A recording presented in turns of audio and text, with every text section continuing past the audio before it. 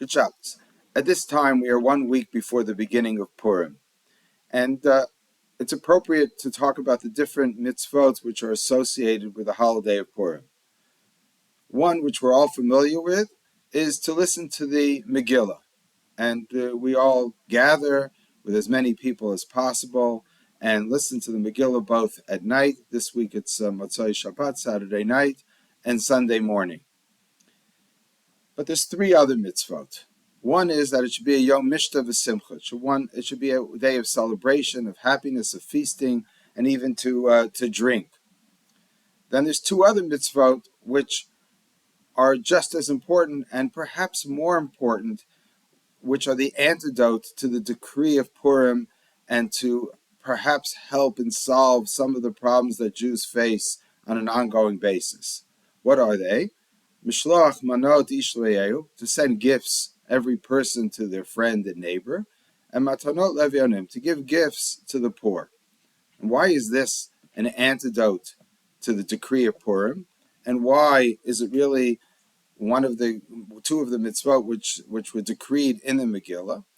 I think it's important to look back at what Haman said to Achashverosh when he asked for the ability to destroy the Jewish people. He said there's Am Echad Mufuzar Mufarad Bein Ha'amim. There's one nation, one people, which is spread out and dispersed amongst all the nations. And he used a double language. And simply he used a double language just to focus on the fact that they're all over and that they're influencing all people from different cultures. But you could look at it and say, well, what is the first word? Mufuzar just means spread out. But Mufurad, there's a pirud, there's separation between the Jews. That when are the Jewish people weakest? When can we finally look to destroy the Jewish people? When there's disunity amongst the Jewish people. Because even the Hamans of the world realize when there's a unity amongst the Jewish people, they will not be successful in destroying us. And if you look at the story of how it plays out, I think you realize that the unity is the most important. The ability to say, no, I stand up for all of my fellow Jews. I am part of the Jewish nation. We will look as one, we will appear as one nation. Because what happened? Mordechai comes to Esther and says, go plead with the king. Now, until now, Mordechai said, you should hide your nationality. Your identity will be hidden from Achashverosh and from all the people. So Esther now, she's a successful queen. She's already in the palace of the king. She's she has some power, and she's assimilated. And when the Jewish people are destroyed, she could just survive and go on living as Queen Esther and don't worry about everybody else. But what does Mordechai say? Maybe this is why God, he doesn't mention God, but this is why you were put into this position to help the Jewish people. And what does Esther say? Esther says yes. She acquiesces and she says, I will do what I'm asked. Kasher avadati avadati, and if I will perish, I will perish. Basically, she's putting her life at stake for the Jewish people. And what she's doing is showing that no matter how assimilated she was, no matter how distant she was from the average person, no matter how separate we are, and the fact that we live in different countries and maybe in different cultures, and maybe even today we speak different languages, she realized, no, first and foremost, I am a Jew. And my goal and my obligation, my responsibility is to stand up for the Jewish people. And if I have to give up my life for that, kasher avadati avadati. If I will perish, if I will be destroyed, if I will die, so too. So it shall be. But I will put my life at stake. And therefore, perhaps what the mitzvahs of Purim are exactly to show that we are united, to show that the Yom Mishta v'Simcha, the feasting, might be part of it. You get together, you're joyous, you get together with friends, but although some of us perhaps focus on that more than the other mitzvot, I think maybe the other mitzvot are more important. because sending out gifts of food, ish le'eu, everyone to their neighbor, even when they're not needed, this is not for poor people. It's to show that we're all one big happy family. We don't only do what we have to do, what's necessary, but we love each other. We realize that we need each other and that we want to be one. And Matanot Le'Evyonim is to help the poor.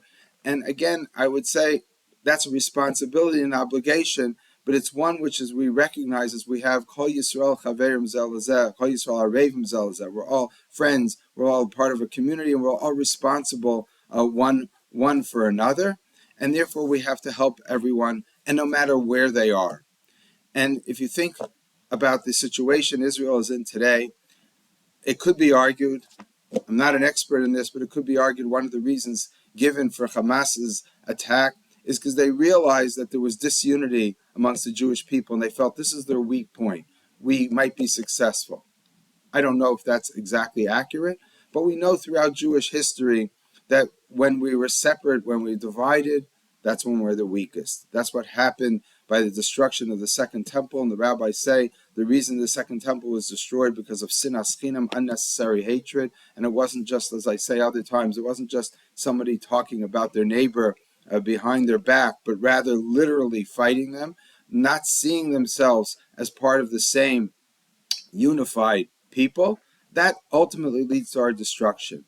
And what was going on in Israel before the war was really a tremendous amount of disunity, and whether that actually affected the ability or the need for or the desire for Hamas to attack at that time, I don't know, but it does show a weakness. And I think where we come out looking good is the fact that in times of stress, the Jewish people do come together, and they show that they're unified. What we have to hope for is that it's not just in a time when we're attacked, it's not a time of war, and it's not just immediately after the war. We have to continue this. We have to see ourselves as one large Jewish people, one community. And again, no matter how far we are from Israel, no matter how much we agree or disagree with what the state of Israel is doing, what their politicians are doing, we have to realize that we're Am Echad. We're one people. Forget the Mufuzar, Mufarad. We might be Mufuzar, we might be separated, we might be in distant places, but we're not Mufurad. There's no pure, there's no separation. We see ourselves as one no matter where we are. And I think, therefore, this Purim, besides doing the mitzvah of Megillah and having a Seudah, having a feast, we should really focus on those other two mitzvot. And I think quite appropriately at this time, we should focus on the mitzvah specifically helping people in Israel. And there's two possibilities that I think you could take advantage of. Of course, there's many possibilities. All you have to do is search online for ability to help people in Israel. But the two that I just picked are, one is the Mishloach Manot for soldiers in the IDF. And whoever's getting this in my email will see a link for it. But it's connectionsisrael.com/Purim, and I'll actually show it printed out. And if you want to stop your video at that point, you can copy the link. That's for Mishloach Manot, and for Matanot Le'Evyonim, for charity for the poor. There's a site, an organization called Leket Israel, which gives out to poor people all the time. But specifically, you could perform what's the mitzvah, which is to give the charity specifically on Purim to poor people in Israel, and that would be one of the greatest mitzvahs, because today they really do need it. And that is at a site, it's a little harder to spell out, but it's matanotle'evyonim.leket.org/en for English, and another slash. And here's the actual sites if you want to copy that down.